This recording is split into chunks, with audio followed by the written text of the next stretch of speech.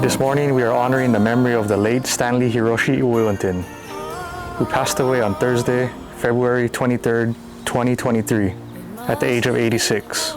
He is survived by son Michael, 2 daughters, Karen Iwanaga and Janice Fujitani, 5 grandchildren and 1 great-grandson. Grandpa was born in Lawai, Kauai on July 26, 1936, to Senfu Ueunten and Kama Sisoko Ueunten. He was one of 11 boys and 2 girls, and sadly, most of them are no longer with us, except for Thomas, George, and Marvin. Grandpa graduated from Kauai High School in 1954 and attended Honolulu Vocational School for 2 years. He joined the Electrical Union and soon after volunteered for the U.S. Air Force.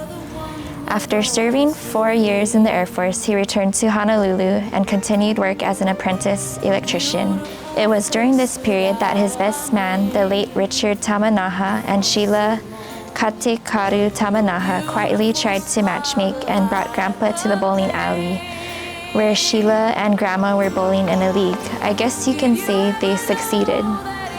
Grandpa and Grandma tied the knot on May 19, 1962, and quietly celebrated 60 years of marriage on May 19 in 2022. By some coincidence, today's funeral date, May 19th, became available.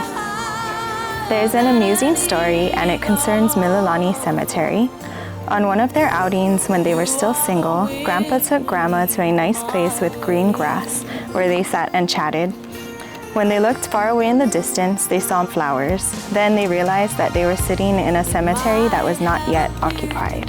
Grandpa started work as a journeyman electrician in 1967 and retired in 2002 as the general foreman for Standard Electric. Despite this, he was busy during his retirement years, often doing odd jobs for his daughters at their homes and golfing a couple times a week. He also did maintenance work around his own home and continued to build things, as carpentry was also his hobby. Grandpa enjoyed going to Las Vegas, which he did a couple times each year. He and Grandma went on a couple of ocean cruises to Alaska and countries in the Baltic Sea. They also visited various places on the mainland and countries like Japan. During early 2022, Grandpa underwent a couple of skin cancer surgeries, followed by radiation treatment. Grandpa recovered from the skin cancer, but in early 2023, he was diagnosed with colon cancer. It was an aggressive form of cancer, but Grandpa was brave and mentally strong. He never showed the family how much he was suffering until the end. Grandpa didn't always have something to say, but when he did have something to say, you should listen up, because it's either a wisecrack at Grandma or it's something like a life lesson that could help you. I feel like he taught me a lot of things that I never would have learned if it wasn't for him. The one thing I miss most about Grandpa, I guess, is at our family parties, we would cook out and we would bring fish just for him, just to watch him pick all the meat to the bone. Like, it looked like a skeleton, like a cat just ate it from a cartoon after he was finished eating the fish. It's just the joy it would bring him.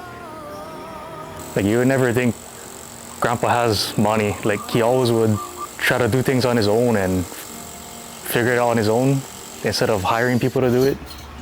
And yeah, he just wouldn't waste his money, spend his money on things when he knows he can do it himself. My earliest memory of Grandpa would be, I guess, my mom always telling me, like, when they were growing up, if they would act up at the dining room table, Grandpa was really good at pinching him with his feet or with his toes underneath the table.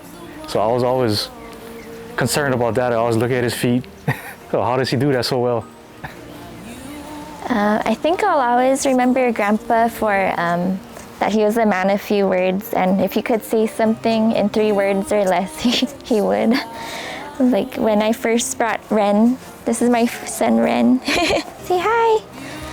When I first brought Ren to meet Grandpa, Grandpa said, whoa, big head.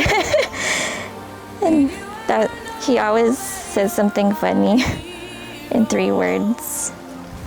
He was just always there, and I felt comforted with him. When I think about Grandpa, I think about all of our summers.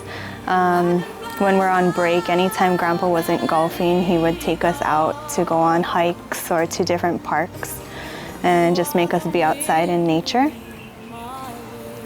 I just miss knowing that Grandpa was just down the street from us.